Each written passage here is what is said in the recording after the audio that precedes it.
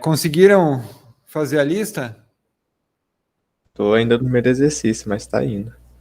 Tá indo? Beleza. Bom, vamos terminar o conteúdo de ponteiros.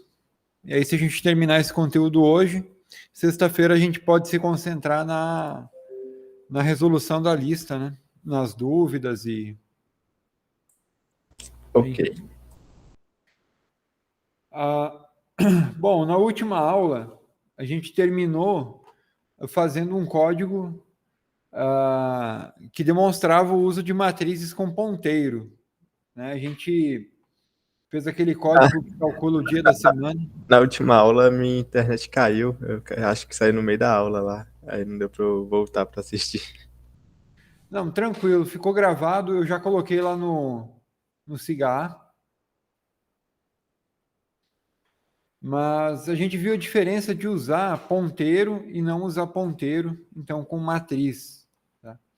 A gente acabou gerando um código que ocupava um pouco menos de memória. Ponteiro é bem tranquilo, né, pessoal? Dá para fazer bastante coisa legal. Bom, hoje a gente vai manipular a memória usando ponteiro de uma forma um pouco mais interessante.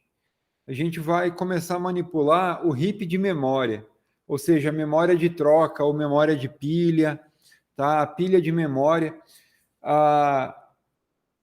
O heap consiste em toda a memória disponível que não foi utilizada para outro propósito. Em outras palavras, seria o resto de memória.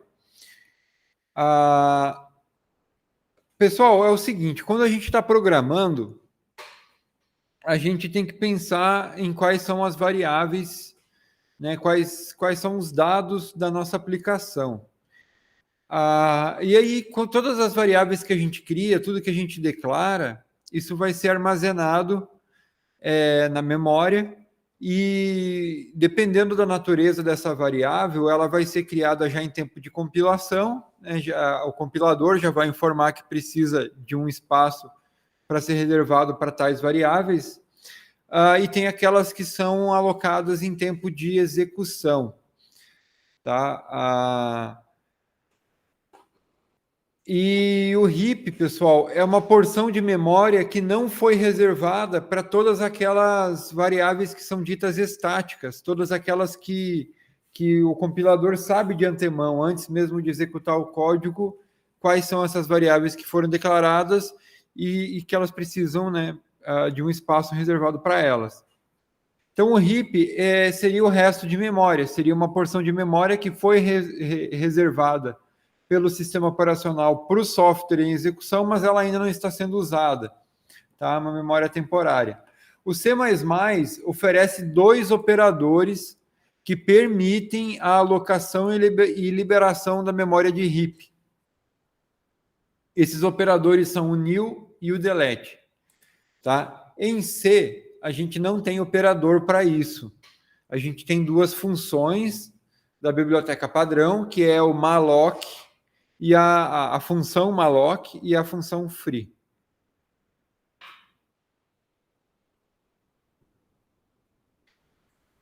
Bom,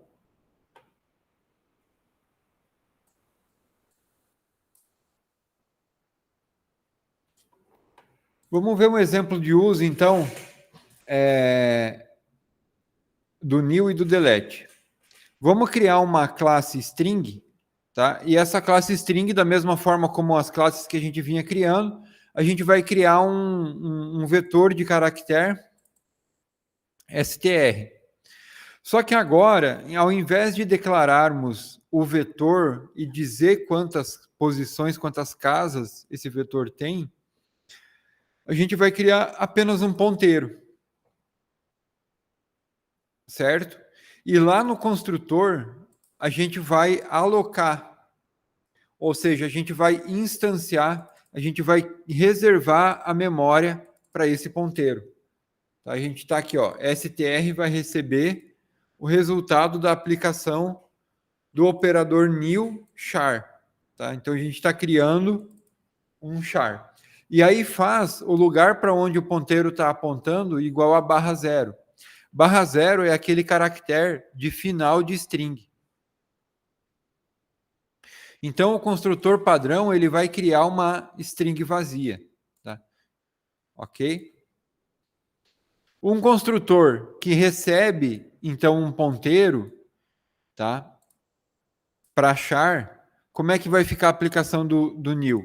Ó, str vai receber o resultado da aplicação do operador new, char, e aí a gente passa, ó, string len mais 1, ou seja, o tamanho, tá, daquele vetor de string s mais uma posição.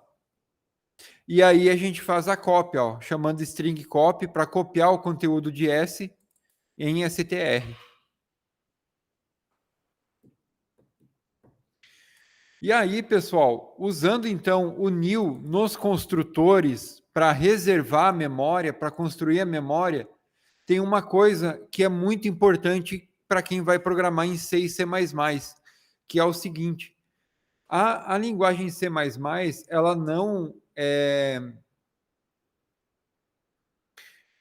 não tem nenhum dispositivo, nenhum tipo de programação, né, o compilador, para que ele gerencie a memória. Toda a gerência da memória tem que ser feita pelo programador. Então, imaginem que vocês têm um software que vai ficar executando lá por muito tempo, tipo um software de controle de estoque para um mercado, ou o software do caixa de um mercado. E aí esse software lá, o funcionário do caixa chega de manhã cedo, liga o computador, põe o software em execução. E o software, a priori, vai ficar em execução até o final do dia.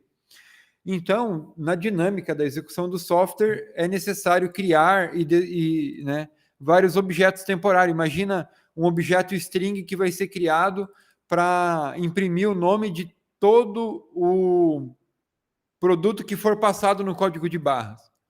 Tá? Então, para cada vez que você passar um produto no código de barra, né, você vai criar um objeto desse aqui pertencente a essa classe string só para guardar o nome do produto e imprimir na tela.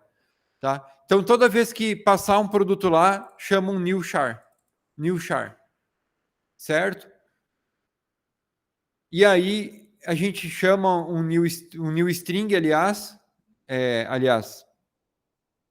cria um objeto string que vai chamar o new char, né, e vai reservar o tamanho da memória para guardar o nome do produto. À medida que a gente vai passando produtos, beleza, passou lá 10 produtos, finalizou a venda, todos os objetos desses 10 produtos, eles não são mais necessários. Finalizou a venda, agora o próximo cliente vai passar, são novos produtos, né? Então, a estrutura, enfim, aquilo que foi criado para armazenar essas strings, né, já não é mais necessário, assim que a venda é finalizada. E aí, imaginem o seguinte: se a gente não criar nenhum mecanismo que permita ao compilador liberar essa memória, tá? À medida que esses objetos não forem mais usados, a memória vai continuar sendo usada e na nova compra vai acontecer de uma nova porção de memória ser reservada. E na próxima compra outra, ou seja, o que vai acontecer? Vai chegar um momento em que o operador do caixa vai ter que fechar o software e abrir de novo porque acabou a memória RAM do computador. Tá? Esse é o tipo de comportamento de software que não tem gerência de memória, em que a memória RAM o uso da memória vai crescendo ao longo da execução. Para evitar isso, a gente cria um destrutor. E o destrutor ele vai ser chamado quando o objeto string não for mais utilizado, quando a gente não for mais utilizar esse objeto. E aí, nesse destrutor, e agora sim vocês vão entender por que faz sentido sempre criar destrutores. Então, no construtor a gente chamou o new, no destrutor a gente chama o delete. Tá? E aí, por segurança, a gente chama um if para verificar se o ponteiro existe, se ele já não foi destruído. Chama o delete, tá? Para deletar, ou seja, para informar o sistema operacional que aquela porção de memória que foi reservada, ela já não é mais necessária, tá? Então ela é liberada para um uso posterior, certo? Tendo esse destrutor sido declarado, tá? Aquele mesmo exemplo do caixa de mercado, né? Toda vez que a gente efetivar uma compra e que toda a lista de objetos string não for mais necessária, não for mais usada, né, o destrutor desses objetos vai ser chamado, e aí o delete vai ser chamado e vai informar, né, toda aquela memória reservada para armazenar essas strings, elas vão ser liberadas e na nova venda aquela memória vai estar disponível para ser alocada de novo. Né? Então, esse software ele já não tem mais esse comportamento de ir sempre ocupando mais memória ao longo da execução. Tá? Então, aqui, ó, pessoal, esse aqui na linha 24 é o destrutor, tá? Lembrem, o destrutor ele tem, possui o mesmo nome do construtor, que é o mesmo nome da classe, porém ele é precedido do caractere till, e dentro desse construtor, o que ele está fazendo? Ele está verificando se o ponteiro string existe, ou seja, se foi chamado new para ele, né, se ele está apontando para uma posição válida ou reservada de memória. E aí, se isso for verdade, ou seja, se o operador existe, se o ponteiro existe, né, se ele está apontando para uma porção reservada, então eu vou deletar ele. Então chamou delete e deleta todas as posições, tá, que o ponteiro está apontando, todas as posições subsequentes. Toda a porção de memória está liberada. Uma função print, que vai então imprimir, redirecionar para a saída padrão, tá, a string para a gente poder ver na tela. Para testar isso, pessoal, olha só. Criado uma string com uma frase, tá? A vida é uma longa estrada na qual corremos contra o tempo. Olha só que profundo. Cria-se uma outra string, S1, e aí a gente printa as duas strings. Tá? Ó, compilou e executou. A vida é uma longa estrada na qual corremos contra o tempo. E na string S1, uma string vazia, então imprimiu só uma nova linha. Certo, pessoal? Conseguiram entender esse código?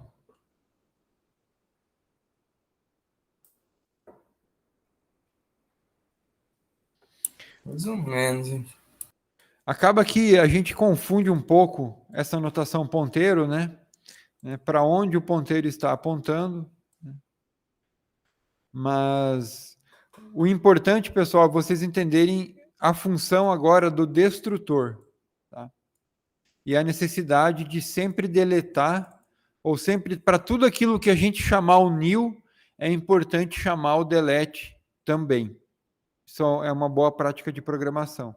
Linguagens mais novas não precisam disso, por exemplo, Java, tá? Python, etc. Mas C e C++ precisa que o programador tome conta de todo o uso da memória.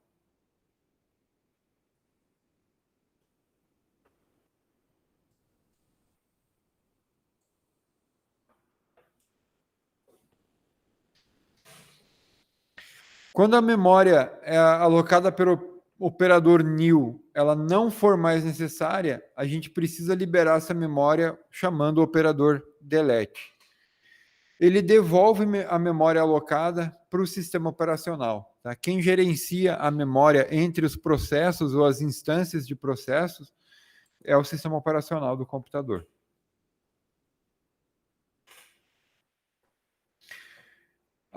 Existe uma semelhança muito grande entre os operadores new e delete com as funções malloc e free usadas lá em C.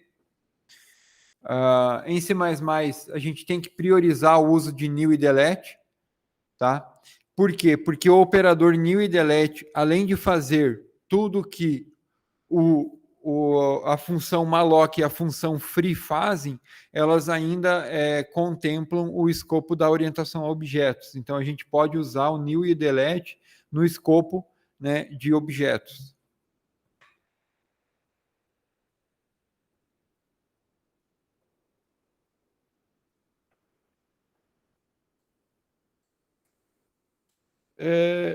Ponteiros void. Pessoal, aqui é um conceito que a gente não trabalhou, mas é um conceito um pouquinho importante.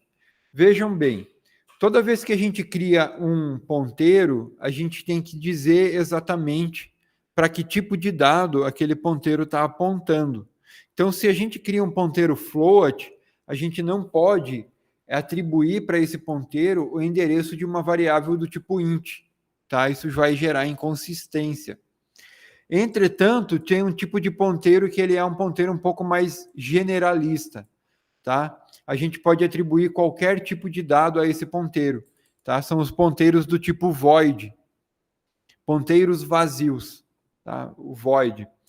Então, essa declaração aqui, ó, void asterisco p, p vai ser um ponteiro que ele poderá apontar para qualquer tipo de dado primitivo. Os ponteiros do tipo void, eles são utilizados em situações onde o tipo de retorno de uma função não pode variar. Aliás, pode variar. O conteúdo do ponteiro void não pode ser diretamente acessado. É necessário sempre fazer a conversão, e essa conversão a gente vai fazer usando o reinterpret cast, que é aquele operador semelhante ao static cast, né? Só que o static cast a gente faz um cast de primitivas e o reinterpret cast a gente faz o casting de ponteiros, tá? Então olha só o exemplo aqui, ó. Int i void ponteiro p. E aí, pessoal, a gente faz o ponteiro receber o endereço de i. Ou seja, o ponteiro p, ele passa a ser um ponteiro para int. Só que o que o código está mostrando aqui, ó, é que fazer o cout desse ponteiro vai dar um erro. Tá? Para que a gente acesse o ponteiro, é necessário fazer o reinterpret cast dele. Tá? E só depois de fazer o casting desse ponteiro genérico é que a gente pode acessar ele. Então, aqui ó, a gente criou uma variável inteira para receber o conteúdo que foi apontado, aliás, a reinterpretação do conteúdo para o qual o ponteiro está apontando. Como ele é um ponteiro genérico, toda vez que a gente quiser acessar esse conteúdo, tá? A gente precisa fazer um reinterpret cast.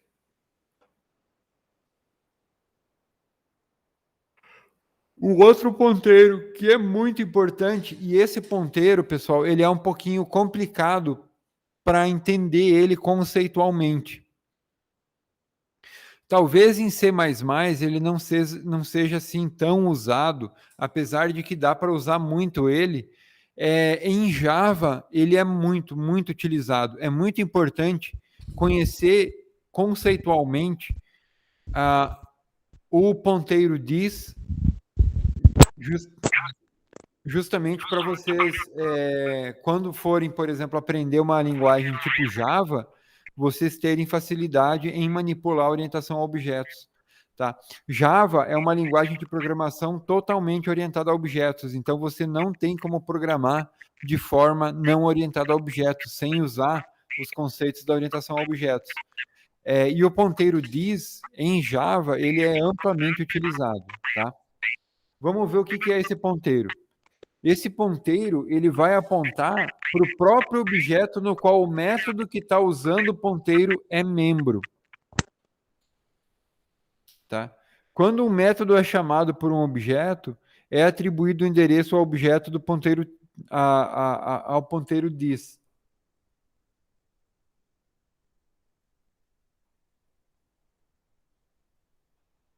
Então aqui tem um exemplo, pessoal. A gente faz um if se o endereço de S é igual a dis, return para onde dis está apontando. O que isso significa? Se a gente tiver... Isso aqui está nesse exemplo aqui.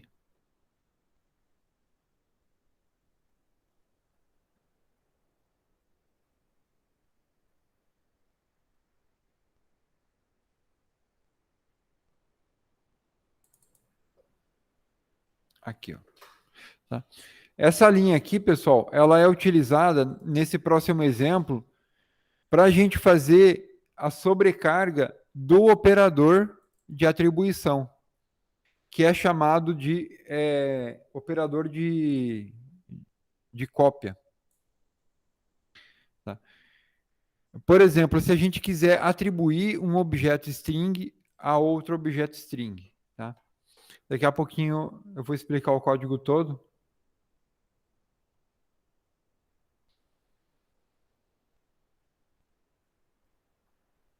Tá?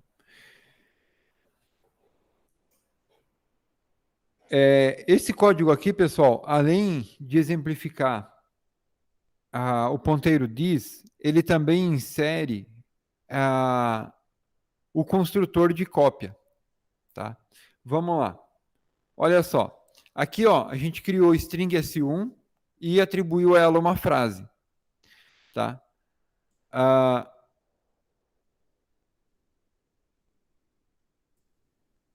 Ao criar S2, por exemplo, como é que a gente atribui S1 a S2? A gente tem que sobrecarregar esse operador. Por quê? Porque a gente precisa informar ao compilador como que essa atribuição vai ser feita. Tá? Qualquer tipo de objeto, né, é um tipo de dado complexo. Tá? É diferente eu atribuir um inteiro a outra variável inteira. Isso é só fazer uma cópia do conteúdo de memória de uma variável para outra. Agora, para fazer a cópia de um objeto, que é um tipo de dado complexo criado pelo programador, a gente precisa fazer a sobrecarga do operador. Tá? Então, como é que que a gente faz a sobrecarga desse operador? Ó, aqui na parte pública da classe, ó, a mesma classe string com um ponteiro, tá? O mesmo construtor vazio, o mesmo construtor que converte um vetor de caractere para um tipo de dado string, tá? Exatamente igual o exemplo anterior. Agora, o que vem de diferente? O construtor de cópia e a sobrecarga do operador. Vamos lá. Como é que funciona a sobrecarga do operador? Olha só, a gente coloca aqui, ó, string, endereço, operator, igual, tá? E também recebe um endereço de string, tá? S.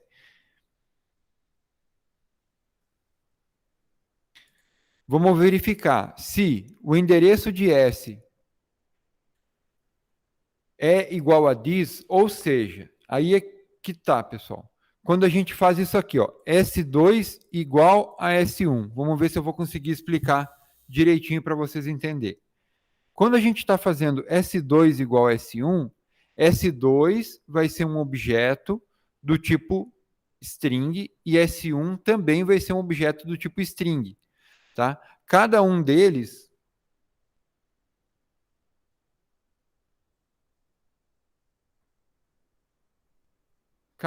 aqui não faz desenho. Deixa eu abrir isso aqui.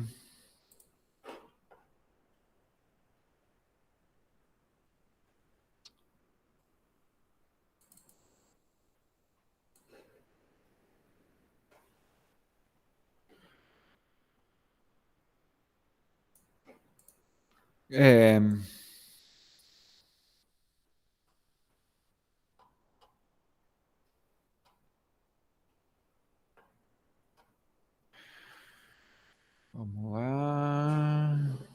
Aqui, ó. Beleza. Então a gente vai ter dois objetos do tipo string, tá? S1 e o outro objeto do tipo string S2. Cada um vai ter seu próprio str, tá? Que é o ponteiro lá para string, certo? Em S1 vai ter alguma coisa armazenada, que é aquela frase que a gente criou aqui ó, na linha 54. A vida é uma longa estrada, papapá. S2 foi um objeto que foi criado e foi chamado construtor vazio, tá? Ele é um objeto que tem lá o seu ponteiro str, porém não tem nenhuma informação. Aí, a partir de S2, a gente chama o operador de atribuição. Então, S2 chamou o operador. Então, pessoal, olha só. S é o que está... Esse S aqui representa o que está à direita do operador, tá? Então, quando a gente tem aqui assim, ó, S2... Cadê? Aqui, ó. S2 recebe o conteúdo de S1, tá? Então, S2 está chamando o operador, tá? É o objeto S2 que está chamando o operador. É ele que está executando a ação, certo? E a gente está passando S1. Então, aqui, ó, o parâmetro que vai entrar na sobrecarga é S1. Esse if da linha 31, ele vai testar se eu estou querendo atribuir o mesmo objeto, porque a gente podia ter escrito S2 igual, recebe S2, né? Então, certo? O que significa o this? O this vai significar S2. O this, ele vai conter o endereço de S2. Como S2 é quem está chamando o operador, tá? Aqui dentro, this vai ter o endereço do objeto que chamou o operador. O objeto que está executando a ação. Tá? Então, se eu quero comparar o objeto que está chamando a ação com o objeto que eu estou, né, usando o operador, ou isso pode ser para uma função, para um método, tá? Não precisa ser necessariamente para a sobrecarga de um operador. Tá? Então, a gente pode comparar dessa forma, usando o this. Então, aqui, ao comparar o endereço de S com this, eu estou comparando se o objeto que chamou o operador possui o mesmo endereço ou está armazenado na mesma posição de memória do que o objeto à direita do operador. Se isso for verdade, significa que eu estou tentando atribuir o mesmo objeto a ele mesmo, a ele próprio. Então, eu só retorno o ponteiro this, eu retorno o meu ponteiro.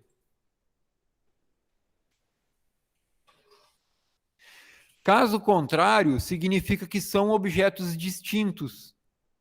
Se eles são objetos distintos, então, olha só, cria-se uma variável tamanho, que vai receber o tamanho de str da string s, ou seja, da string que eu quero atribuir, tá, a quem chamou o operador.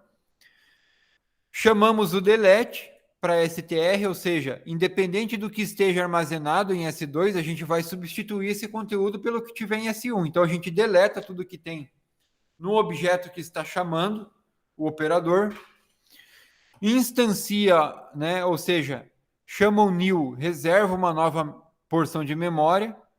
Com que tamanho? Tamanho mais 1, tá? O tamanho do que tem em S mais 1. Então, chamamos o new lá para str. E aí a gente chama o string copy, ou seja, faz a cópia do conteúdo de S, ó, de str lá de S, para o str de quem está chamando. Para vocês entenderem, isso aqui é válido, ó. Tá?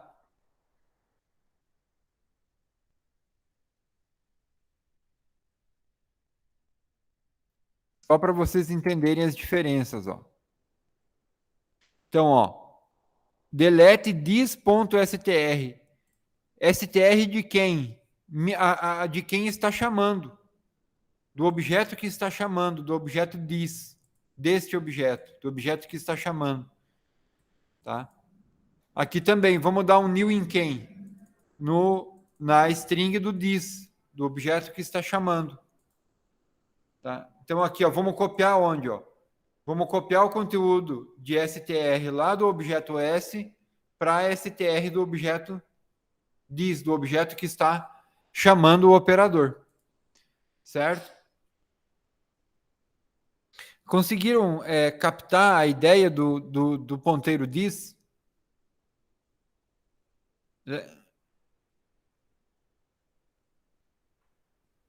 Ele é o operador que está apontando, tá, para o objeto que chamou a função aonde ele está escrito. Tá? Então aqui eu estou na sobrecarga de um operador, esse ponteiro diz, ele vai dizer, ele diz respeito ao objeto que chamou o operador. Tá? No caso aqui S2.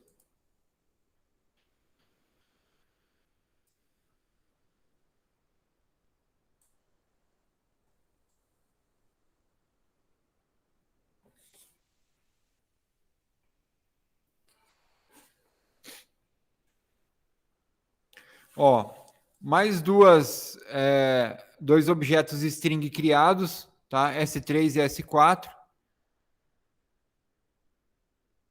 E aí a gente faz, ó, S3 recebe S4, que recebe S1, né? Atribuições múltiplas, todos sobrecargas do mesmo operador, tá?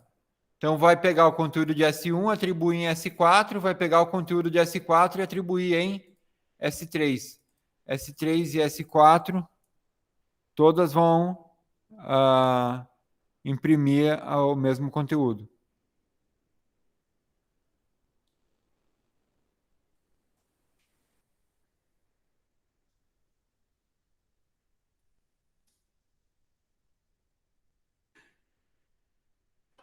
Ó, imprimiu 1, 2, 3, 4 vezes a frase. Tá, ó. Aqui, ó, uma chamada a print, 2, 3 chamadas a print. E essa chama função, pessoal, essa chama função é o seguinte, ó. Aqui dentro a gente vai, ó, é uma função que vai receber um objeto string e vai mandar printar. Por que que essa função está aqui? Para exemplificar uma outra coisa, pessoal. Lembra o construtor de cópia? Se eu comentar ele,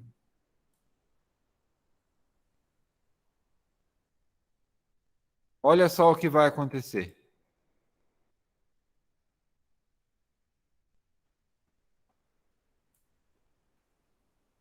Ó, printou só 2 vezes.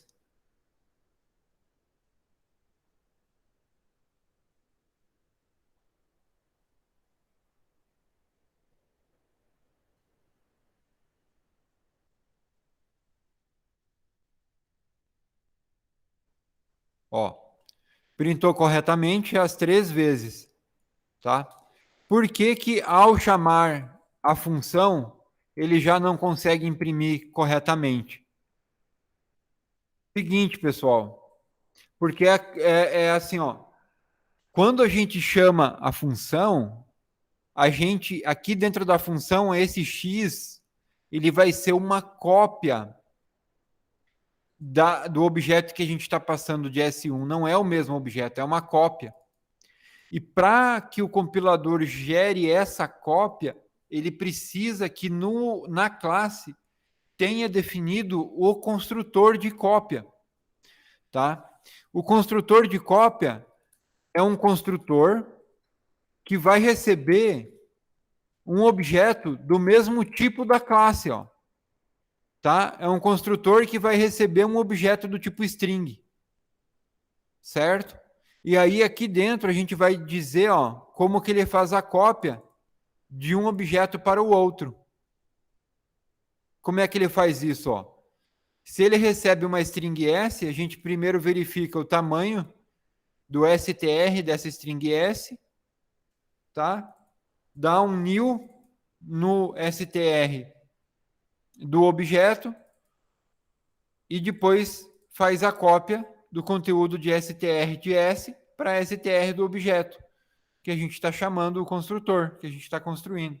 E aí a gente diz como que é feita a cópia. É praticamente a mesma coisa que o operador de atribuição. Tá? A diferença é que ao chamar o operador de atribuição, já existe um objeto criado de antemão que está chamando o operador. tá? O construtor não existe, ele que está construindo o objeto, tá? Então, ao definir o construtor de cópia, tá? O compilador vai saber como fazer essa cópia. E notem que o código compilou sem o construtor de cópia e executou, certo? E isso é muito importante, pessoal, porque em C++, em C, às vezes algumas coisas que a gente programa errado e o código compila e roda e joga uma resposta, mesmo incorreta. Tá? Então, sem o construtor de cópia, ele não sabe como copiar os objetos, tá? Como gerar sobrecarga desse objeto na chamada de função. E aí o código não vai funcionar adequadamente. Tá? E a gente às vezes pode não saber o porquê e nunca conseguir encontrar, mas programar em C++ é difícil porque aqui eu não consigo fazer os objetos, não consigo nem chamar uma função que passa o objeto. Não, mas para fazer isso tem que programar os construtores de cópia para que o sistema, o compilador saiba, né, como copiar esse objeto e gerar as sobrecargas desses objetos nas chamadas das funções. Certo?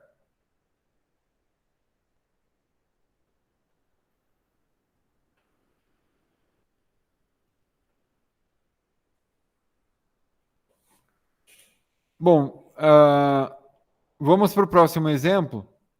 Então, pessoal, a gente viu por que é importante criar sempre como padrão um construtor vazio, um construtor básico e um construtor de cópia. Sempre, toda vez que vocês projetarem um objeto, uma classe, lembrem-se de pensarem sempre no construtor padrão e no construtor de cópia. E, claro, o destrutor também é importante. Né? Sempre criar um destrutor. Sempre por padrão. Criou uma classe, como que ele vai definir o construtor padrão, como vai definir o construtor de cópia, como vai definir o destrutor.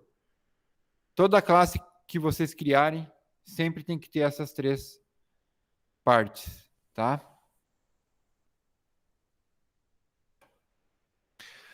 No próximo exemplo, a gente vai ver que o operador new e delete, eles também podem ser usados para criar variáveis de tipos básicos, tá? Então aqui, ó, na linha 6, a gente criou um ponteiro chamado pi, ponteiro para inteiro, tá? Então é um ponteiro para int, e aí a gente deu o new int, ó. A partir daqui, a gente pode usar ele com o cin e com o cout, usando a notação de ponteiro. Novamente, a gente passa a dar o delete no final, assim como a gente chamou o new, sempre chamar o delete. Nesse caso, como é um programa muito, mas muito simples, né, tem apenas 18 linhas, é claro que ao encerrar, quando essa função return é chamada e o processo é finalizado, toda a memória que foi reservada para a execução do executável desse código vai ser novamente liberado para o sistema operacional, tá? Então, aqui na linha 14, ela poderia ser omitida e a gente não veria nenhuma diferença prática, tá? Mas para sistemas de software mais complexos, sempre tenham em mente, pessoal, usou o new, tem que ter um delete correspondente no final, tá? Imagine que aqui não seja a função main, que seja uma função que vocês criaram, né? E enfim, então, tem o new, antes de finalizar a função, chamem o delete, tá? Para tudo aquilo que vocês chamarem o new, vocês têm que em algum lugar criarem um delete, seja no destrutor, seja próximo à finalização da função, do método, certo? Ó, compilou, executou. Digite um número. Você digitou número 58.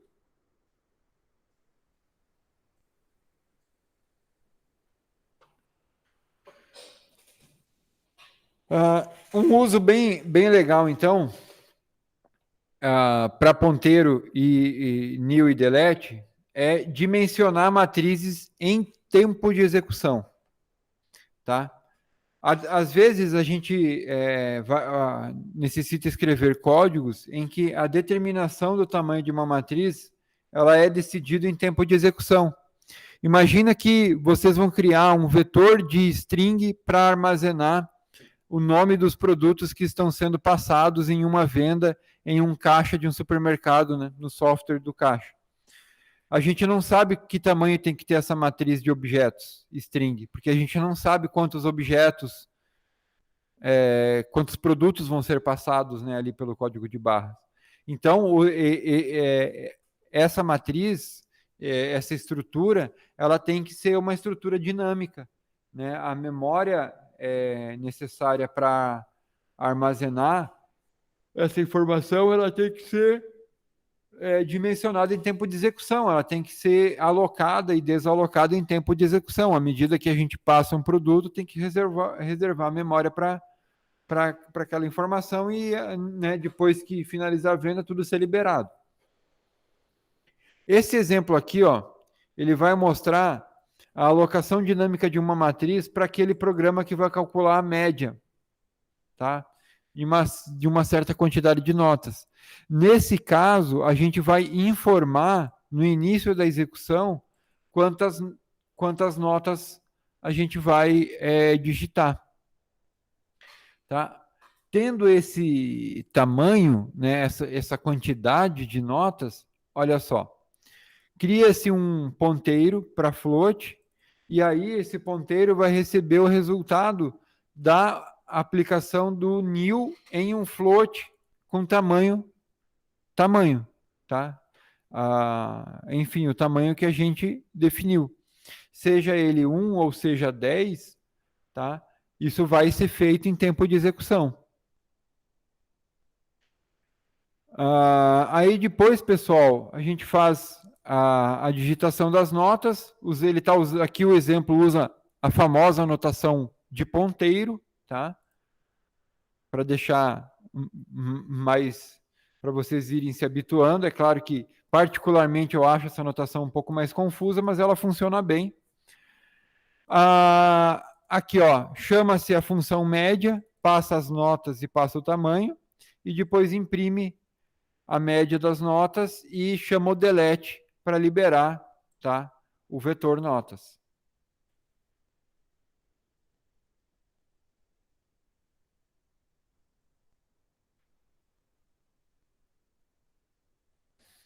Vamos ver se a gente consegue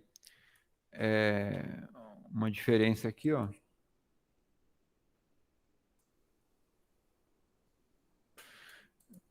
Qual o número de notas?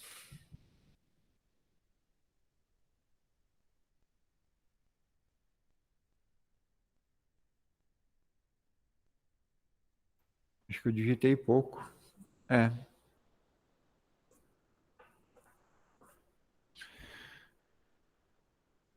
Não deu nenhuma mudança significativa.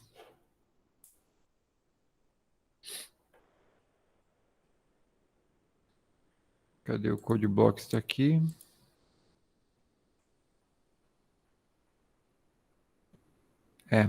Para dar realmente um número significativo de...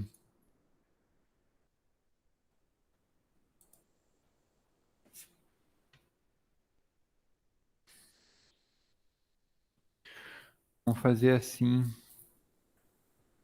para ver se a gente consegue verificar. O que eu estou querendo mostrar aqui para vocês, pessoal? Ó, se muda o uso da memória RAM.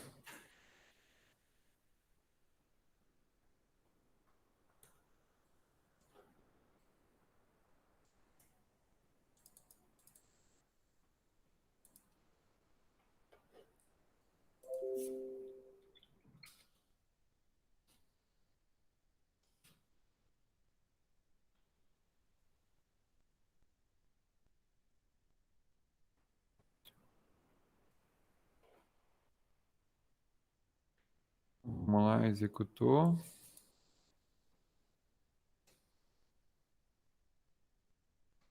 A 7.4. Bad alloc. Não conseguiu alocar.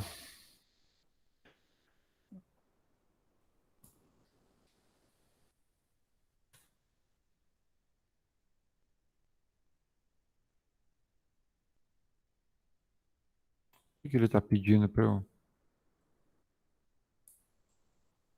Ih, fiz errado aqui.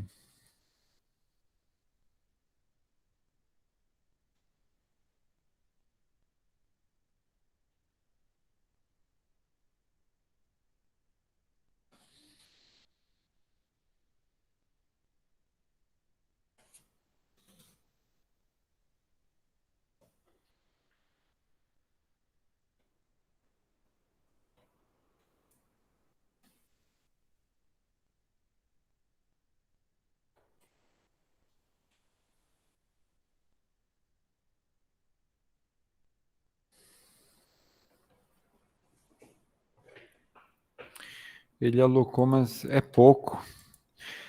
Pessoal, não vai dar para a gente ver a memória aumentar.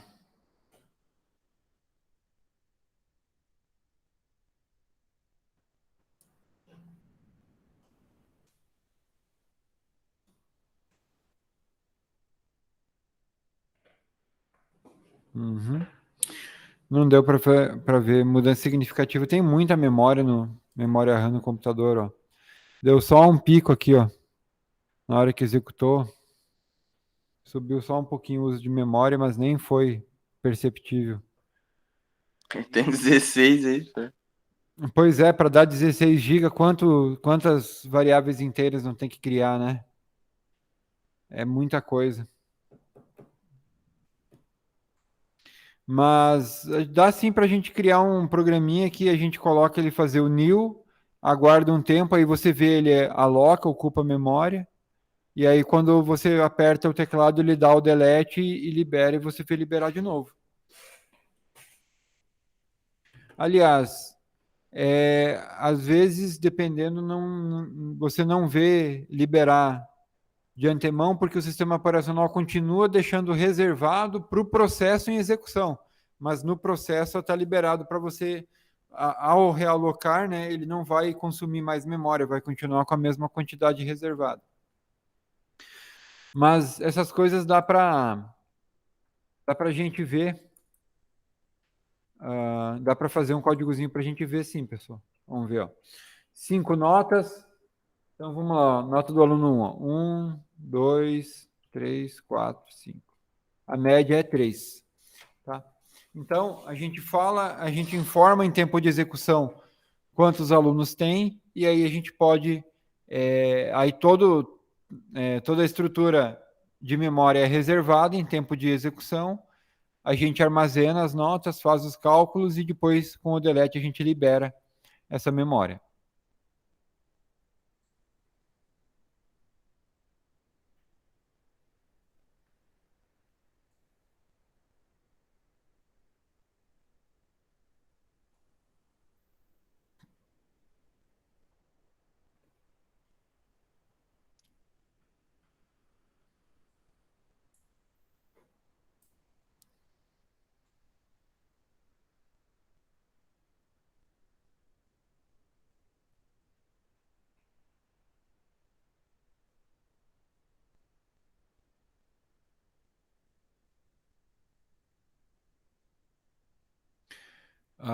Uma outra pequena modificação é o seguinte, ó, e se a matriz fosse de 2 dimensões? Tá? A gente poderia declará-la dessa forma. Tá?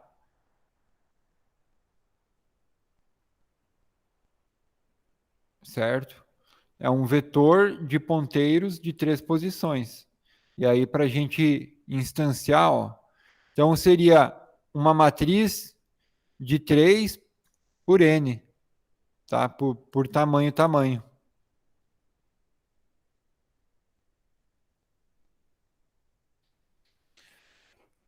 O próximo exemplo vai usar aquela classe venda e vai mostrar para a gente como é que a gente usa objetos com ponteiros. Então, ó, foi definida a classe venda, tá? Como dados membros privados, a classe venda tem o número de peças, é inteiro, preço, ponto flutuante, e público a gente tem get venda e print venda, tá? O get venda a gente chama para inserir os dados de uma venda e o print venda para imprimir de forma formatada os dados da venda. Aqui na função main, ó, criamos um objeto venda A e um ponteiro para venda B. E agora, pessoal, olhem só. Isso aqui é muito importante e se vocês já viram códigos assim, agora vocês vão entender um ponto muito importante para a legibilidade de códigos em C e C++. B é um ponteiro. Então, B ainda não é um objeto instanciado. É só um ponteiro para um objeto. A partir do momento em que a gente chama o new aqui na linha 39, ó, agora sim B é um objeto instanciado. Tá? Ou seja, a memória para armazenar esse objeto, ela já foi reservada. Tá? Aqui não. Na linha 37, B não é um objeto ainda. Não tem nada lá na memória para esse objeto. É só um ponteiro. A 36 não. A é um objeto. Aqui já houve a chamada do construtor. E isso também é uma coisa que vocês podem ter na cabeça. Qual que é a diferença entre um objeto instanciado e um não instanciado? Para ser um objeto, tem que ter ocorrido a chamada ao construtor, a algum dos construtores desse objeto, seja o construtor padrão ou seja algum dos construtores definidos. Mas tem que haver a chamada ao construtor. Então, a chamada do operador new, aqui new venda, chama o construtor do objeto. Aí na linha 41, olhem a diferença. Como o B é um ponteiro, a gente precisa usar esse operador aqui para acessar os membros do objeto, tá? Que é o operador seta, que é o menos maior. Quando não é objeto, a gente acessa pelo ponto, pelo operador ponto. Então, para acessar getVenda a partir de A, é com o ponto. Mais B, como B é um ponteiro, a gente tem que acessar com o menos maior, que é o operador seta. Aqui também, ó, print venda também, tem que ser com o operador seta. Quando é ponteiro, o operador seta. Quando não é ponteiro, usa o operador de acesso a membro, o operador ponto. Então, às vezes vocês acham em C, C++ um monte desse operador seta assim, mas o que aqui? Ah, isso aqui é o seguinte, é porque ele está acessando os membros, mas está usando ponteiro. Então, não é referência direta, então não pode usar o operador ponto, tem que usar esse outro operador.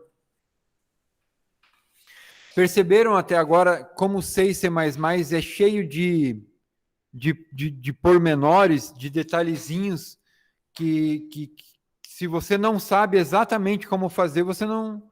Né? Ah, agora eu quero usar ponteiro. Tá, mas se você não sabe que o operador ponto não... Né, você vai tentar acessar e ele vai dar erro e você não vai saber que tem que usar o operador seta. Então, para usar ponteiros, a gente tem que saber que tem que usar o operador seta. Ó. Compilou, executou. Ó. Então, get venda para o A, insira o número de peças, 4 peças. Para B, 4 e 8. Tá? Então, essa é uma diferença muito importante, pessoal, tá? Que vocês entendam. Uma outra coisa, ó, então se a gente fizer isso aqui, ó, vai dar erro, ó, tá? Ele está dizendo que B é um ponteiro, então não dá. Mas, se a gente usar a notação ponteiro, ó, para onde B está apontando, aí vai funcionar. Certo?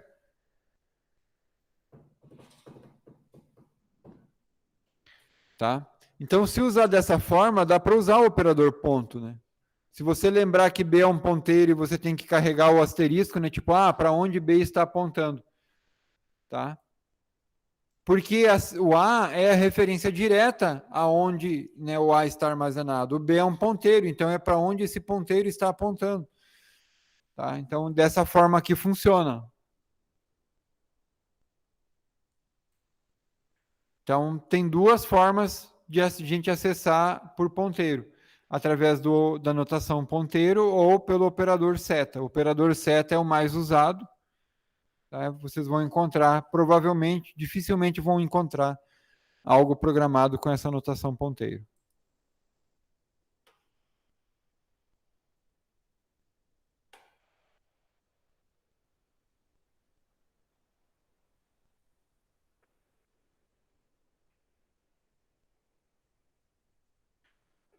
Também dá para criar referência ao objeto utilizando o new dessa forma, tá? E aí você pode usar com o operador ponto. Então a gente cria, um objeto A que vai receber para onde new venda está apontando.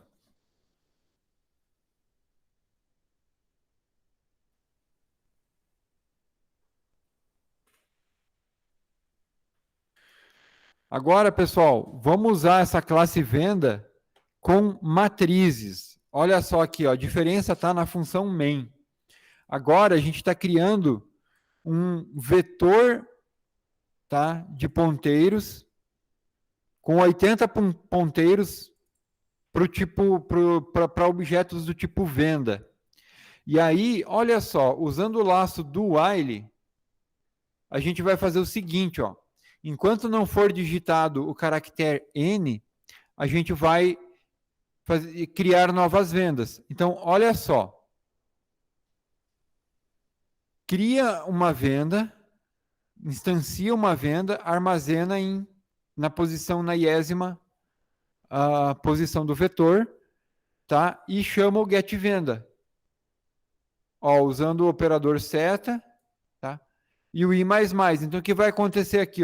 Ele vai chamar o getVenda para a posição i e depois vai incrementar um em i, porque é o mais pós-fixado, tá? E vai chamar o getVenda. A hora que a gente clicar N, que significa que a gente não quer inserir mais nenhuma venda, tá? Não chegando ao limite de 80 vendas, ele vai imprimir o relatório de vendas, tá? Ou seja, vai fazer um laço de J indo de 0 até I, que foi aonde a gente parou, né, a inserção, e aí chama, para cada PJ, para cada elemento do vetor, chama a função print venda, e já vai chamando o delete, depois de printar, certo? Para cada um dos ponteiros.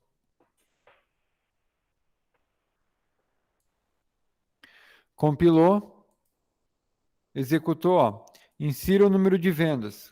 4, um valor, sim, mais uma. Sim. Não. Opa, encerrei antes da hora.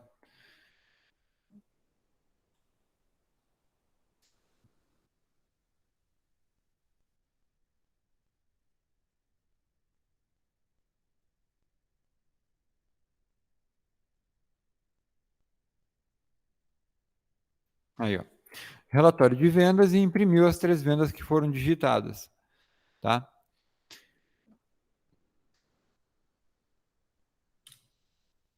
Então, esse é um exemplo do uso, então, de matrizes de ponteiros para objetos, tá?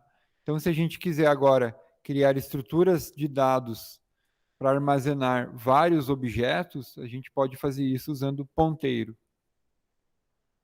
E esse ponteiro aqui, ele ocupa a mesma quantidade de memória a priori do que um ponteiro, do que um vetor de 80 inteiros, porque esse aqui é um vetor com 80 ponteiros. Eu só vou reservar a memória para armazenar uma venda quando a linha 43 for chamada, certo? Então, imagina se cada objeto venda ocupasse 1 megabyte, tivesse ali uma infinidade de dados, tá? Então, a gente já não instancia, não reserva a priori. A gente vai reservando conforme vai necessitando criar uma nova venda, instancia, reserva a memória, armazena.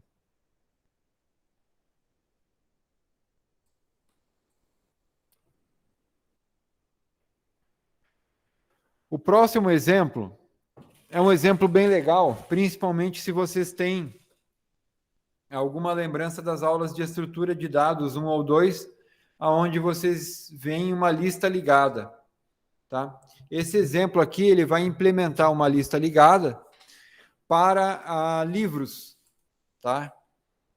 Olha só, criou-se uma struct livro, e aqui criou-se uma struct porque o problema foi modelado assim, mas poderia ter sido criado uma classe também, uma classe livro.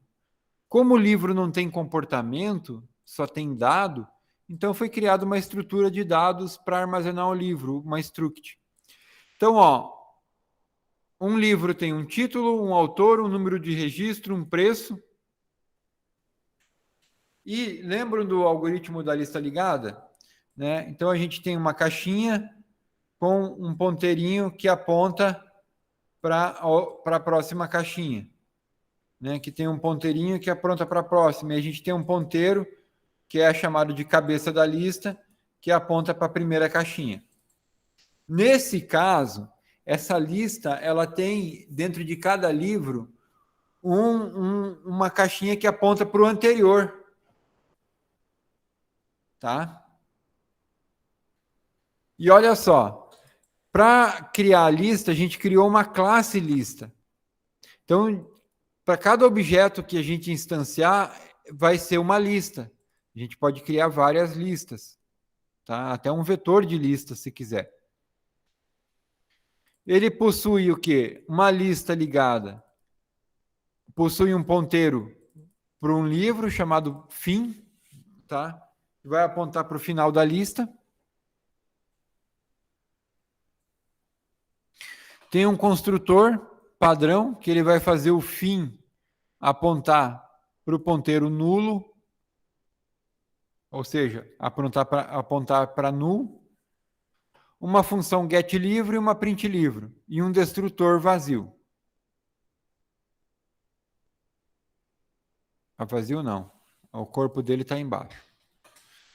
A função getLivro, ela é uma função que vai solicitar, ó, ela vai instanciar um livro, vai alocar na memória uma struct, né, um livro, vai criar então esse novo livro, vai solicitar a digitação de todos os campos para alimentar essa struct, e aí olha só, vai pegar esse novo livro, vai pegar o ponteiro lá, ó, anterior, e vai fazer o ponteiro lá da struct, o ponteiro do livro receber o fim. E o fim vai apontar para o novo livro. Então, se a primeira caixinha que a gente criar, fim vai estar apontando para null. Então, eu vou fazer o anterior de novo livro apontar para null e vou fazer o fim apontar para essa caixinha. Tá? Fim é o ponteiro que aponta para a caixinha. A função print, ó, ela vai pegar o livro atual, vai criar um ponteiro para uma struct livro e vai receber o fim, ou seja, para onde o ponteiro fim está apontando. O fim seria aquele ponteiro que aponta para a cabeça, só que ele está apontando para o fim da lista, porque é só uma diferença conceitual, né? A gente podia entender que é o fim, mas como a gente está adicionando livros, a gente está entendendo que a gente está sempre adicionando no fim da lista. Tá? Poderia ser tido como início. E aí ele vai fazer a impressão formatada de todos os campos da struct livro, tá? Que aqui é chamado de atual, que é para onde o fim está apontando. E aí, ao imprimir, ele vai fazer o atual receber o anterior. Tá? Então, imprimiu e voltou. O destrutor vai fazer isso, também isso aí, pessoal. O destrutor da lista vai precisar de um laço que vai passar por todas as caixinhas da lista e vai chamar o delete em todas elas. Como que ele vai fazer isso? Vai criar um ponteiro para struct livro que vai receber o conteúdo do fim e vai criar um ponteiro temporário chamado anterior. Esse ponteiro temporário vai armazenar para onde o ponteiro atual, né, o fim, está apontando, que é para ter a referência da próxima caixinha. Deleta a caixinha atual e faz a atual receber, né, a que sobrou, para dar sequência na lista. E vai fazendo isso retroativamente. Né? Vai fazendo para a próxima, até que a atual passe a apontar para nulo. Certo? Quando isso vai acontecer? Então, ó, eu venho para a atual, tá? Faço a anterior receber essa aqui, deleto essa aqui e faço ela, né, apontar para cá.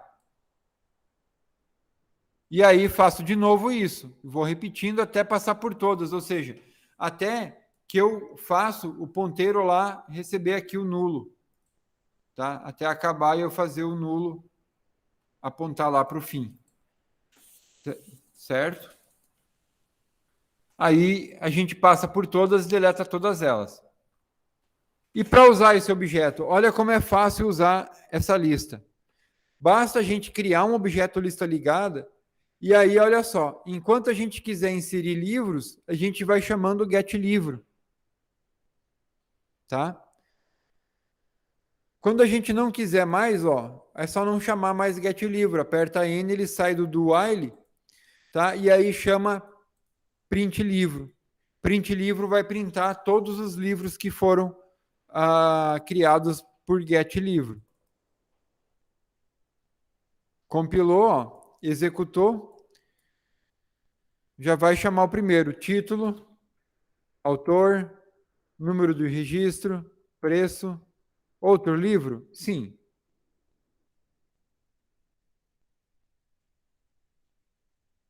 Não. Ó, e aí imprimiu, formatado os dois livros que foram digitados. Na ordem, ó. Na ordem contrária. Tá? Como se fosse uma pilha. Essa lista, ela reproduz o comportamento de uma pilha, por isso que ela aponta para o fim. Tá? A priori, parece mais complicado. Ó, todos os acessos a ponteiros, como o novo livro é ponteiro.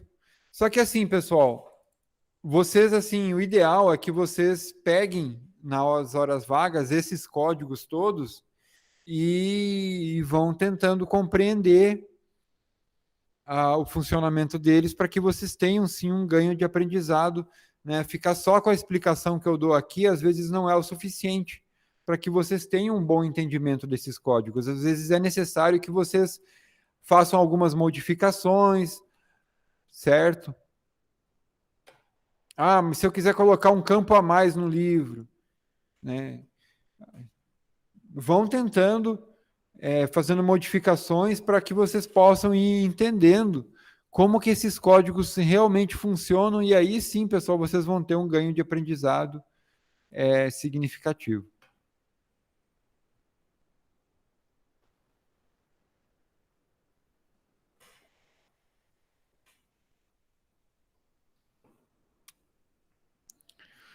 Bom, então esse é um exemplo de como que a gente pode criar uma classe para modelar uma lista ligada.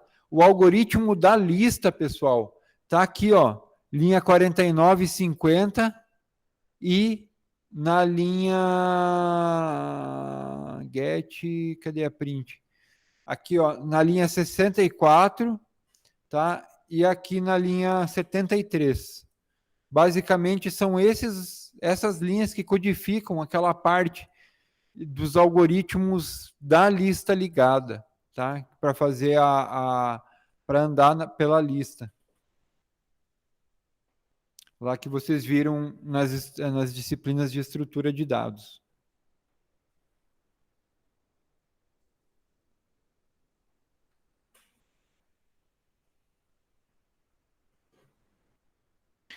Outra coisa, pessoal, a gente pode criar ponteiros, ponteiro.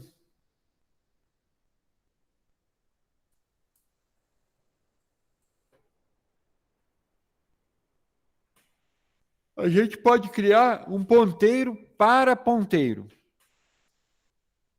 tá? E aí isso parece estranho, mas na verdade não é.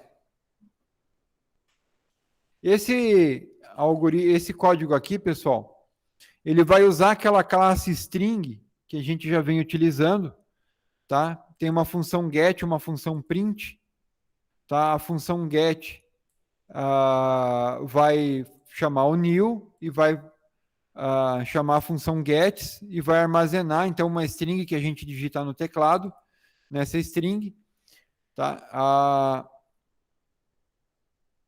E tem a sobrecarga do operador menor.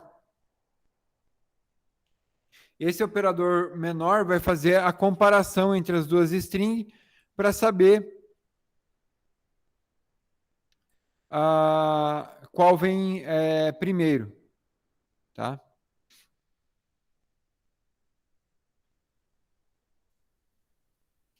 Na ordem alfabética.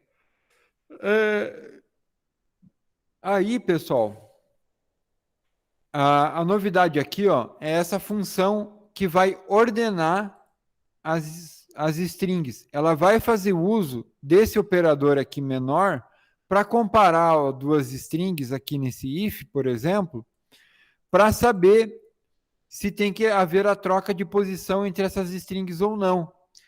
Tá? Olha só, na função main, a gente criou um vetor com 100 ponteiros para objeto do tipo string. Inicializou, ou seja, digitou no teclado e chamou o get, deu o get em todas essas strings. Ó. Chamou o new, depois chamou o get, e enquanto não for digitado, né, o 0, o enter, né, a gente fica digitando strings para alimentar esse vetor de objetos string. Quando a gente terminar de digitar todas as strings, ele vai imprimir a lista original, vai chamar a função que vai ordenar e vai imprimir a lista ordenada. Depois de imprimir a lista ordenada, vai dar o delete em todo esse vetor e vai finalizar. A questão aqui é a seguinte: para passar esse vetor de ponteiros lá para a função ordena, ele é passado dessa forma aqui, ó. A gente só passa o P, tá? A referência ao vetor de ponteiros. Lá dentro, ele vai entrar como sendo um ponteiro. Só que lá a gente vai receber ele como sendo um ponteiro para um vetor de ponteiros. Então, é um ponteiro de ponteiro, porque é um ponteiro que vai apontar para um vetor de ponteiros. Certo? Parece confuso, mas não é. E aí, pessoal, aqui dentro, então, a gente vai ter um ponteiro para ponteiros, que é o P. E aí, a gente vai precisar usar a notação de ponteiro duas vezes. Então, olha só, P mais J é a jésima posição lá do vetor P. P mais I é a iésima posição lá do vetor P. Olha, aqui está usando a notação ponteiro, mas poderia ser feito sem a notação ponteiro. E olha só, caso a posição J, né, tenha que vir antes da posição I, faz a troca. E que troca ele faz? Faz só a troca dos ponteiros lá. Está vendo que ele está usando a notação de ponteiro uma vez? Então, ele está manipulando ponteiros. Certo? Lá no vetor, vai ter 100 strings. Vai ter um ponteiro P. Esse P vai apontar para cá. E aqui vai ter ponteiros. Por isso que ele é um ponteiro duplo. Certo?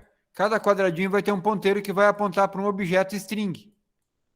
Diferente. Quando a gente quiser inverter, basta a gente dizer o seguinte: a gente não precisa ir lá e trocar, fazer a cópia do conteúdo de uma string na outra, não. Isso demanda muito tempo computacional. É muito mais rápido a gente chegar assim, ó, precisa trocar esse por esse. Ah, então a gente diz, ó, troca os endereços apenas. Certo? Toda a string, tudo que está armazenado aqui, ó, continua sem mexer. A gente não precisa fazer essas operações. Isso é muito mais rápido. Se a gente tivesse que trocar que reordenar, fazendo as trocas, seria muito mais oneroso computacionalmente. Assim a gente só troca um endereço de posição, em vez de trocar um objeto inteiro. Tá? Vamos lá, ó.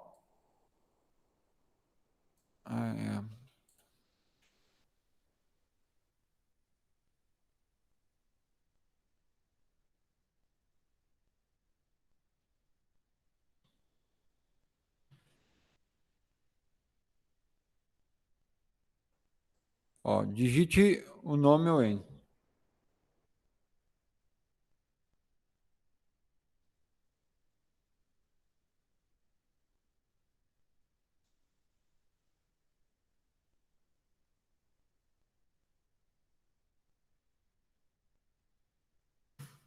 Olha aí. A lista original e a lista ordenada. Tá? Então, a gente digitou cada uma dessas strings. Esse texto foi armazenado, cada um na sua classe string. Tá? E a gente tem um vetor só com os endereços, só com os ponteiros para cada uma dessas strings. E para ordenar, a gente não ordenou lá na memória. Lá na memória, as palavras continuam na ordem da lista original. O que mudou foi os endereços no vetor de ponteiros. A gente só trocou os ponteiros de lugar. E aí a gente, né, vai acessar agora. Se a gente acessar esses ponteiros da forma sequencial, a gente vai acessar as palavras na ordem alfabética. Tá? Mas lá na memória do computador, as palavras que foram digitadas, elas vão continuar na ordem que foram armazenadas lá.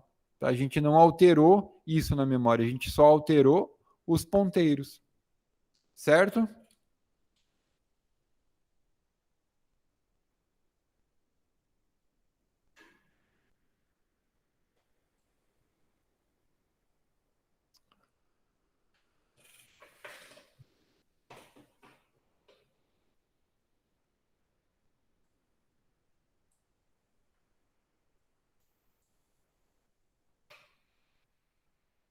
Pessoal, esse código aqui eu acho que eu não vou executar, mas é o seguinte, vocês já aprenderam a usar os argumentos de linha de execução? argc, argv? Ó. Não. Não? Tá, então talvez seja interessante. Ó, um exemplo bem típico é que isso aí já não usa mais, mas antigamente quando a gente queria formatar e tal, a gente digitava format C2 pontos. Por exemplo, o format era um comando do Windows e do DOS, só que é um programa, é um executável. Tá? Quando a gente chama ele, a gente passa um caractere, que é o C2 pontos, para dentro do executável. E esse caractere é lido e é interpretado como o acrônimo da unidade que a gente quer aplicar o comando de formatação. A gente pode escrever programas que também leem esses argumentos. Então, deixa eu abrir o CMD aqui e navegar até lá.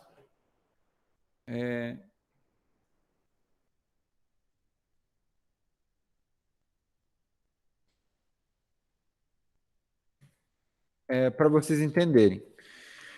Esses argumentos, para que a gente interprete eles, a gente precisa ter na função main, e isso aí é um padrão, tá? 2 argumentos da função main. O primeiro é um inteiro chamado argc, isso é um padrão, e nesse número inteiro ele vai dizer o seguinte: a quantidade de argumentos que foram passados, tá? É porque assim, ó, imaginem, a função main é uma função. Todo programa executável é visto pelo sistema operacional como se fosse uma função. É a função main do programa que vai ser executável, que vai ser executado. Então, a gente também pode passar parâmetros para essa função, que são esses argumentos. Então, a quantidade de argumentos vai vir nessa variável inteira, argc. Por padrão, sempre tem um argumento, independente se a gente não digitar nada, vai ter um argumento. Esse argumento é o nome do executável. E um ponteiro para ponteiro de caractere argv. Argv é uma matriz de caractere onde cada linha é um ponteiro que aponta para um vetor de caractere, e esse vetor de caractere vai ter o texto do argumento. Cada argumento é separado por um caractere de espaço. Tá? Então, vamos lá. Ó. Esse código ele vai printar o número de argumentos, argc, e depois vai dar um for argc vezes para printar todos os argv. Então, ó, compilamos e executamos. Ao executar, número de argumentos, 1. Esse argumento é o quê? O caminho completo com o nome do programa em execução. Esse é o único argumento que foi passado. Por que é o único argumento? Porque a gente chamou aqui pela IDE. E pela IDE a gente só chama o executável, não passa nenhum argumento. Tá? Não foi configurado assim a IDE. Se a gente quiser chamar e passar argumentos, a gente tem que chamar pelo DOS. Estou indo lá. Espera aí.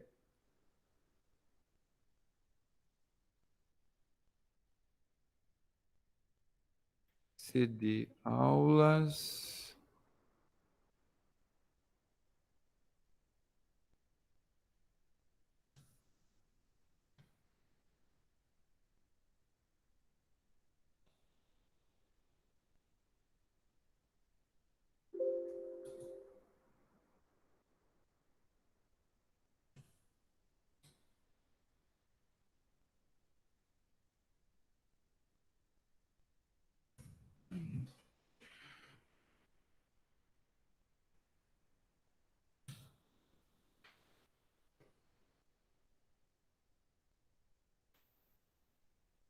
Então, aqui, ó, lá na pasta tem todos os executáveis, tá? Esse aqui é o 22, linha comando. Então, ele começa com 22, o executável.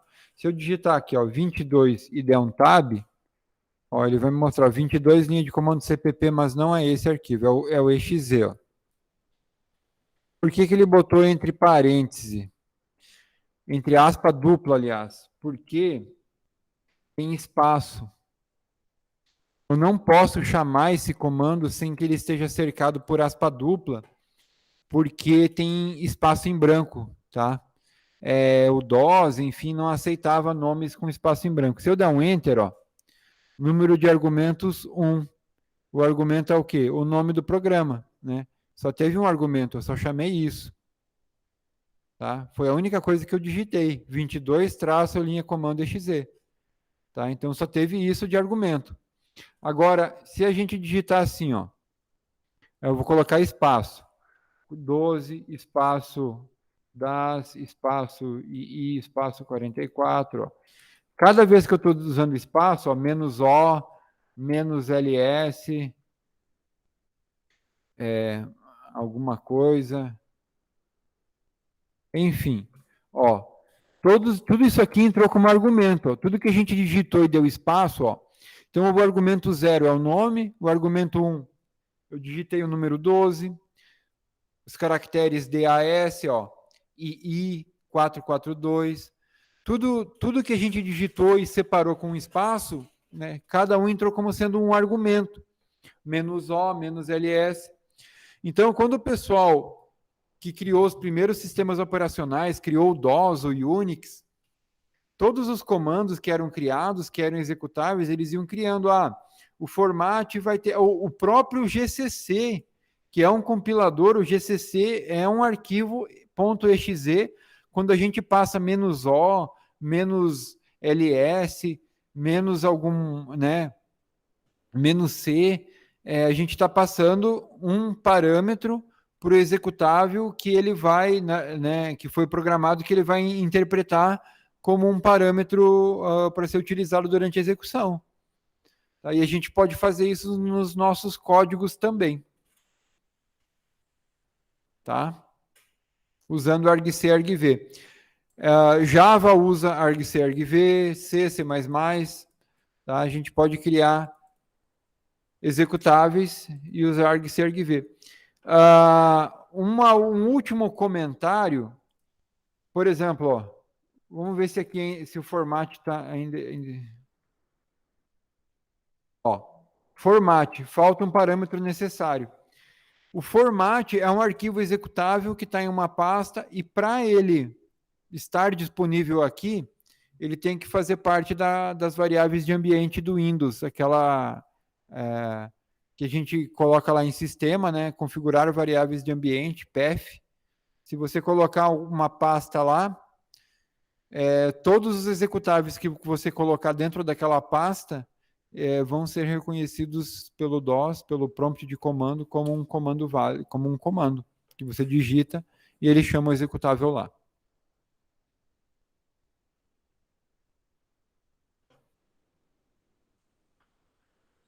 A gente pode criar ponteiro para funções também. Tá?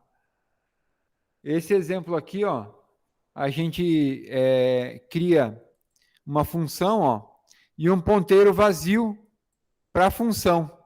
Ponteiro para a função, ele tem que... a gente cria esse ponteiro e coloca de abertura e fechamento, parênteses de abertura e fechamento. Como é uma função que a gente não sabe quantos parâmetros tem, a gente coloca void. E aí, ó, faz esse ponteiro receber, ó, o nome da função, sem parêntese. Então, PF vai... É o seguinte, pessoal. A arquitetura de von Neumann diz que os dados e as instruções ocupam o mesmo espaço de endereçamento de memória. Então, tanto os dados, as variáveis, enfim, tudo que a gente armazena ali, parâmetro, tudo isso ocupa memória. Só que as instruções, o programa também ocupa memória. E o programa também está armazenado. Cada função, cada método que a gente cria, ele vai ser, o código vai ser armazenado em algum lugar da memória. E a gente pode criar um ponteiro para isso e usar. Então, PF é um ponteiro que vai apontar para a função 2BIP. E assim a gente consegue chamar a função 2BIP. Dessa forma, usando a notação ponteiro. Tá? A função 2BIP vai passar o cout no /A, que é o caractere que aciona o alto-falante da CPU. Ó, tururum. Tá? Aqui deu um barulhinho. Tá?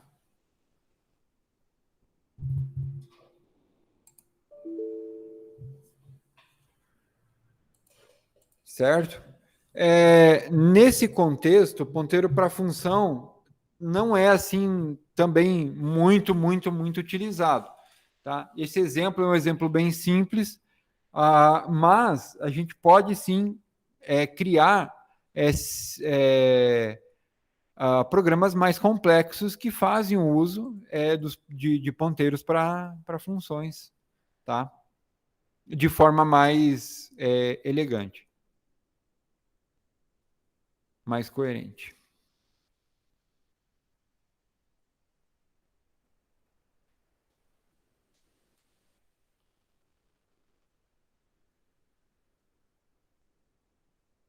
Ponteiro para função, a gente não pode incrementar ou decrementar, a gente não pode fazer operações aritméticas com ponteiro para funções, tá? Só para lembrar. E o próximo exemplo, a gente vai usar, então, ponteiros como argumentos de funções. Então, aqui a gente tem uma função, ó.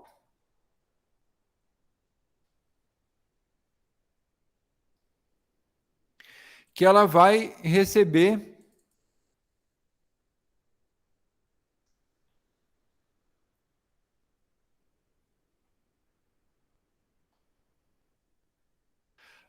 um ponteiro para a função. Então, olha só. P é um ponteiro, a gente está usando a notação ponteiro, tá? Então, para onde P aponta, vai ser uma função que recebe um char e retorna um char. Tá? Recebe um ponteiro de caractere e retorna um ponteiro de caractere. Aqui na função main, a gente vai criar esse ponteiro P e vai dizer que P vai receber a função gets. Tá? E aí a gente chama a função que a gente criou e passa esse ponteiro P para lá. Ou seja, a gente está passando a função gets para a função que a gente criou. E lá dentro, ó, da função get, a gente vai chamar, ó, aqui, ó, na linha 25, o que está acontecendo? A gente está chamando a função gets para armazenar o que a gente digitar no teclado na função, no vetor nome, e depois imprime ele. Então, o que está acontecendo? A gente cria um ponteiro genérico para a função, faz ele receber o endereço da função gets, passa esse ponteiro para uma outra função e lá dentro a gente usa a função gets.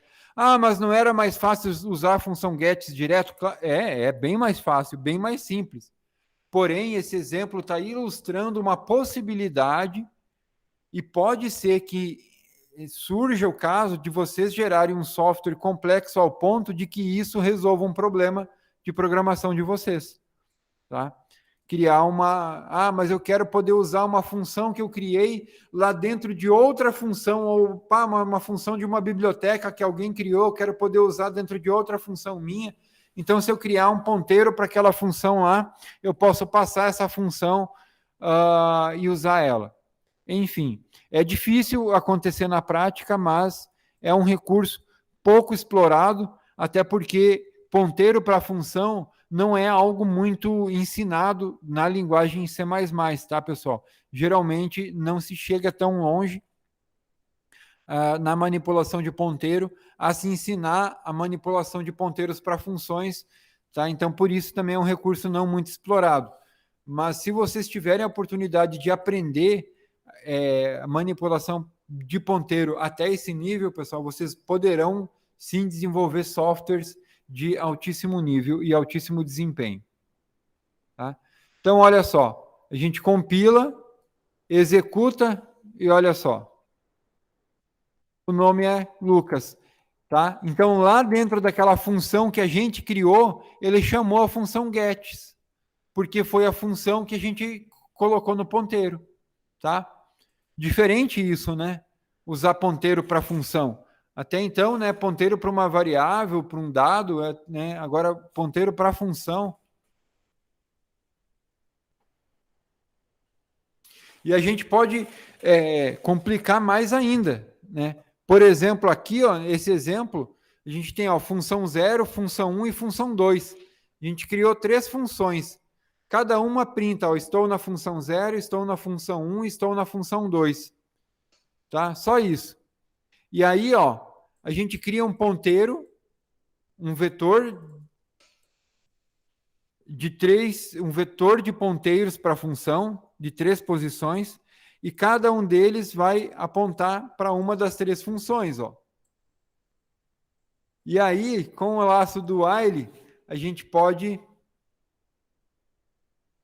por exemplo, criar um menu, ó, abrir, fechar, salvar, e cada um a gente chama a função, ó. Aqui usando a notação ponteiro, ó, a gente chama a função, a iésima função. Se a função 1 fosse abrir, né? Se a função 2 fosse fechar e a função 3 fosse, por exemplo, salvar em um menu, né? A gente poderia chamar essas funções dessa forma. Ó. Faz um laço infinito, tá? E enquanto a gente digitar valores entre 0 e 2, a gente vai chamar as funções. Digitando um valor fora disso, chama o break, sai fora do laço e encerra a execução. Então, olha só, compilou, Executou, ó. Então, ao digitarmos 0, ele vai para a função 0, ó. Chamou a função 0. Por quê? Chamou a função, ó, da posição 0 do vetor. A posição 0, ó, chama a função 0. É um ponteiro que aponta para a função 0.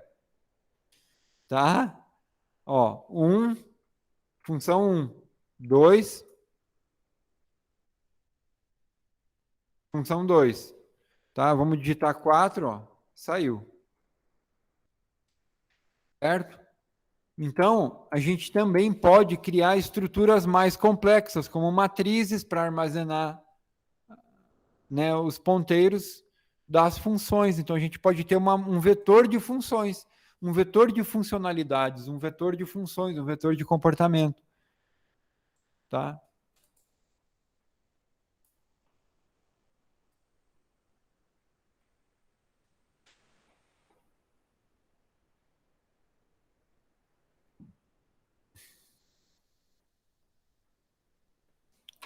Aqui é o mesmo exemplo, só que agora a gente definiu um type def.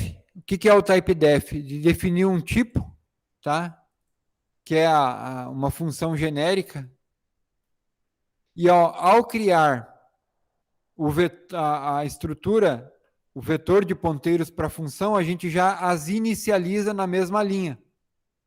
Faz as atribuições. Tá?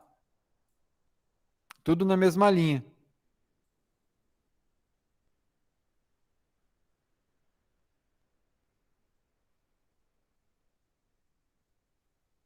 Ó, compilou, executou. Mesma coisa, ó, 0, 1, 2 e 3. Encerrou. Exatamente a mesma coisa, só que agora a gente está inicializando tudo na mesma linha.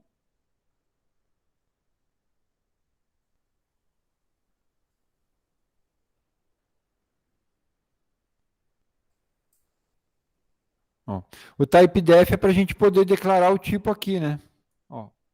Está definindo um tipo de dado. Tá? O type def, pessoal, é uma palavra que define um tipo.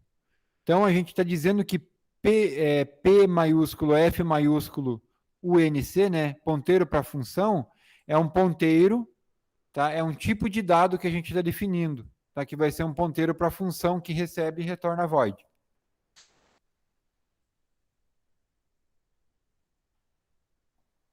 Ó. Compilou, executou, ó, da mesma forma também, ó, 0, 1,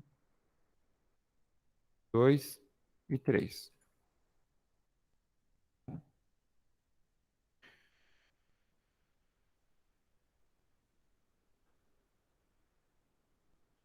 E, pessoal, o último exemplo dessa aula de ponteiros, e aí, só um último comentário antes de mostrar esse código.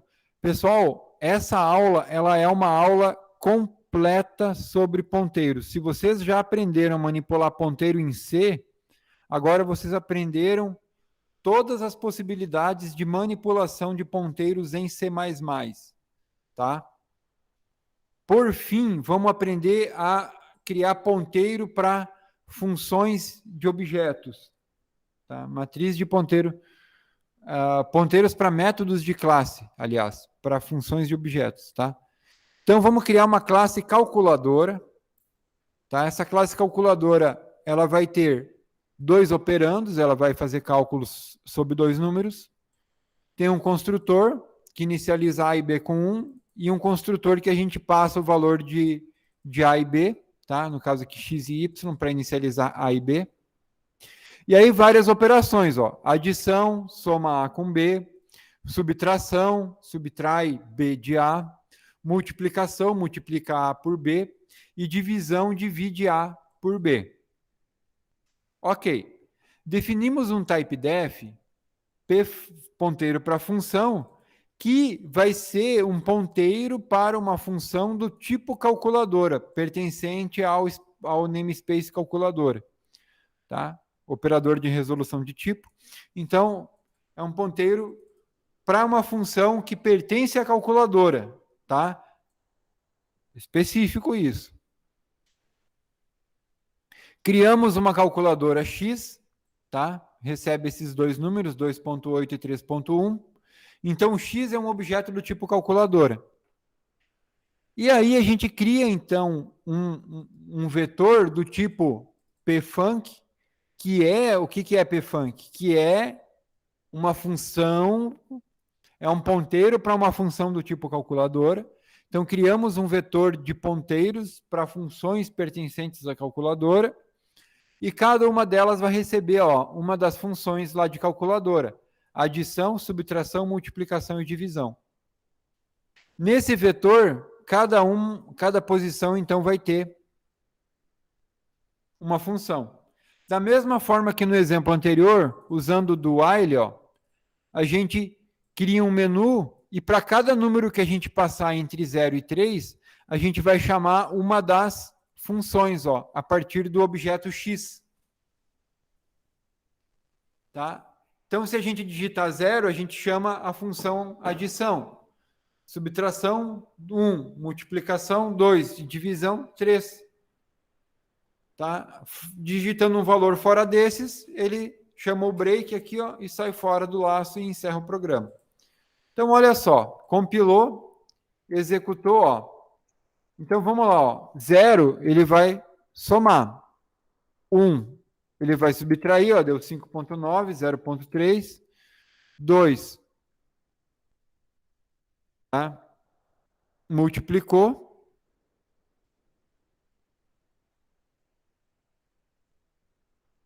E 3 faz a divisão, tá? E 4 encerra.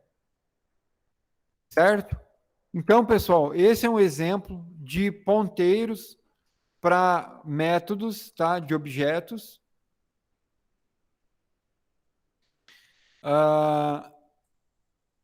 E é o último conteúdo de ponteiros, pessoal. Pessoal, essa aula de ponteiros, ela é uma das aulas mais completas desse curso, tá? Dessa disciplina. Vocês, assim, aprenderam. Se vocês ainda tiverem dúvida, alguma coisa de ponteiro, eu posso passar um material de ponteiros em C, que aí explora bastante, tá? O uso de ponteiros em um nível mais básico, tá? Para C puro, certo? Mas basicamente em C++, tudo que dá para explorar de ponteiros é isso aí que eu passei hoje para vocês. Tá, pessoal?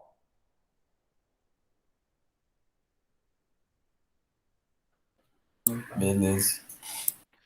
Agora, vocês já têm condições de fazer todas as questões da lista, pessoal. Que maravilha, hein? Tá? Aí, sexta-feira, então, a gente se encontra nesse mesmo horário. Vamos trabalhar a lista de exercícios. Segunda-feira, dia 11, não vai ter aula, não é dia letivo. E dia 15 a gente retorna com as aulas, então, teóricas. Tá? A gente vai para o conteúdo que é funções virtuais e funções amigas. Tá? Aí depois a gente vai trabalhar com exceções e templates e a gente encerra o conteúdo da disciplina. Tá? Vai emendar, professor, segunda e terça? Olha, pessoal, eu fui conferir o calendário acadêmico hoje e segunda-feira, dia 11, está como dia não letivo, então não tem aula. E sexta, que é dia do professor também? Ou não? Sexta-feira, no calendário acadêmico, está como dia letivo. Então eles devem ter invertido, hein? Eu não sei bem como é que vai. Mas, a princípio, dia 8 agora a gente se encontra, às 7 horas. Vamos discutir a lista de exercício, então tentem fazer o máximo que vocês puderem para a gente discutir na próxima aula, tá? Eu postei aquele vídeo lá, que é o vídeo que eu dou uma ajuda, uma explicação em vários dos exercícios da lista. Acho que tem mais de um vídeo, inclusive, tá? E dia 11, então, fica o tempo para vocês resolverem a lista e dia 15 a gente retorna com o conteúdo da disciplina. Certinho, pessoal? Beleza. Beleza. Qualquer dúvida, pessoal, não deixem de me mandar mensagem, tá? A hora que for, mandem lá no grupo do WhatsApp ou individual mesmo, que eu assim que eu olhar, eu respondo as dúvidas de vocês, tá, pessoal? Beleza? Fechou. Então, era isso que eu tinha para apresentar hoje, pessoal. Acho que daqui a pouco vocês vão ter aula com outra disciplina, né? Então, até sexta-feira. Até, professor. Boa noite. Até mais. Falou, pessoal.